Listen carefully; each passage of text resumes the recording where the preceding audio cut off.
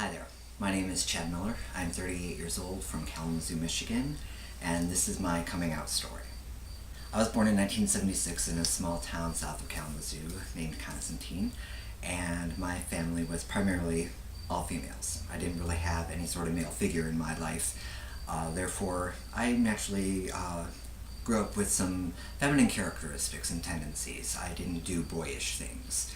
So I was often very much ridiculed throughout growing up and being made fun of for those attributes. Without even really understanding what gender roles were, why wasn't it okay for me to play with dolls? Why is it that everybody wants me to play sports? Why is it, not okay for me to play dress up? Those kinds of things.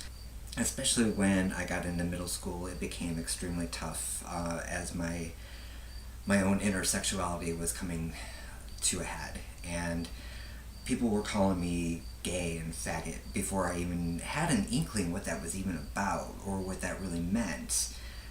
I knew that I was attracted to the same sex, and I didn't understand why that was wrong. I knew that everybody, boys like girls, girls like boys. I knew I was different. At that point in time in my life, it was definitely something that was instilled to me that it was wrong. But I just couldn't help it, I was bullied. I been knocked over, food slammed in my face, constantly ridiculed and laughed at and made fun of. And it was very hard, and I just wanted it to go away. I made up stories about girlfriends actually having had sex, just to try to dispel all of that, and it never really seemed to work. Feeling those emotions and desires and attractions come into play, I had to find some way to get rid of it. And I tried religion, and eventually I did take on actually having a girlfriend for whom I eventually did have sex with. And that's when I knew, right there and then, that nothing was going to change me. So in the summer of 1995, I finally came out of the closet at the age of 19, and my life drastically changed. It was such a liberating experience, and to be free and to feel my own self-acceptance was just so rewarding and powerful, and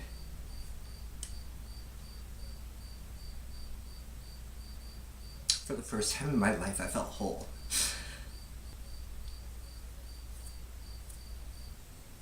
I was very fortunate and had a family who was very, very accepting of me for who I am. And I know not a lot of people out there have such fortune in their lives. It also happened to be about that time that the LGBTQ community was finding its own light in the world. Shows like Will and Grace, Ellen, celebrities coming out of the closet and making a voice and a statement for our communities suddenly started to become relevant and there. And I'm very grateful for coming out when I did, just for those aspects. In my progress as a gay man, how things have changed up until this point in my life has been drastically amazing. I honestly never thought that the possibility that I could get married would ever happen in my lifetime. And while there's still some roadblocks, it's going to be an eventuality. And that, to me, is astounding. So my hope for any of you out there who are struggling with who you are as a person, and I say as a person, whether you're gay, lesbian, bisexual, transgender, queer, you are a person. And you are valid.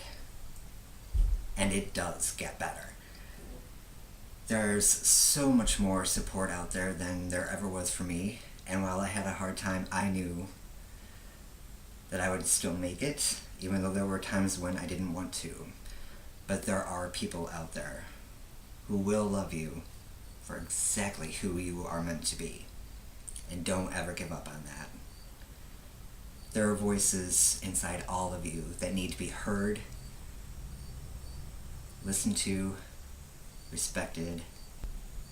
Your story is going to be told to future generations, and each time you tell your story, our community gets stronger.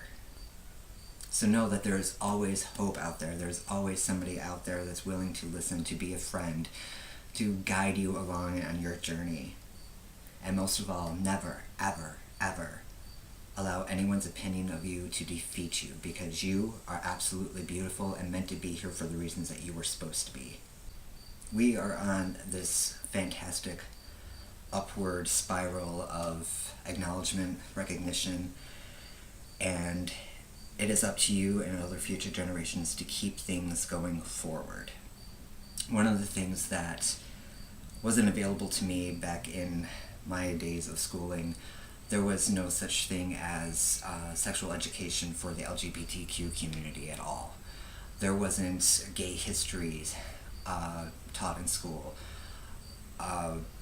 Those sort of things are what I want to see pushed forward in the coming years. And it's going to be through your voices, my voice included, to help get those things pushed along. I want to know that future generations are going to be able to learn about what happened at Stonewall, what happened with the HIV epidemic, what happened with people in history who are LGBTQ, transgender issues, those sort of things. All that kind of education needs to be made available in our public school systems. So that way future generations of us aren't struggling as much as what we did. They have a resource, they have knowledge, they have information. That is what I want for future generations of all of us. It's for the straight community as well, to learn not to fear what they don't understand. A personal mantra of mine of late has been live, love, learn. Throughout the struggles of daily life, those are the three things that I keep in my heart. So even in bad days, even the days where I struggle as a human, not just a gay man, as a human, I hold those three things in my heart to keep me going. Thank you for listening to my story, and I hope I've made a little bit of difference in maybe one of your lives. And you continue to be who you are for exactly the right reasons, and you will make a difference in somebody's life as well.